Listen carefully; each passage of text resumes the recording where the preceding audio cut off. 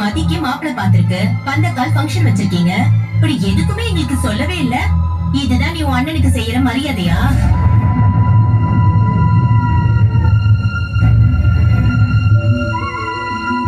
மைதிலி என்ன பண்ணுவா? அவ புருஷனுக்கு பயந்துதான் அடங்கி கிடக்குறாளே. அவளுக்கு இந்த வீட்டுல என்ன சுதந்திரம் இருக்கு? மச்சான் சொல்றதுதான் சட்டம். மச்சான பார்த்து உங்க அண்ணியும் அண்ணனையும் கூப்பிடுன்னு சொன்னாதான் மைதிலி நம்மள கூப்பிடுவா. ஆமா, நீங்க நகை கொடுத்துட்டு போனது வந்தீங்களா இல்ல மரியாதை கேட்டு வாங்கிட்டு போனது வந்தீங்களா? ஏங்க, என்னங்க வந்தவங்க கிட்ட இப்படி எல்லாம் பேசுறீங்க?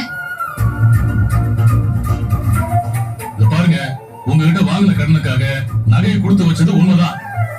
ஆனா அதுக்கு தான் மாசம் மாசம் வட்டி வாங்குறீங்கல்ல, அப்புறம் இதுக்கு தேவையில்லாம பேசிட்டு இருக்கீங்க.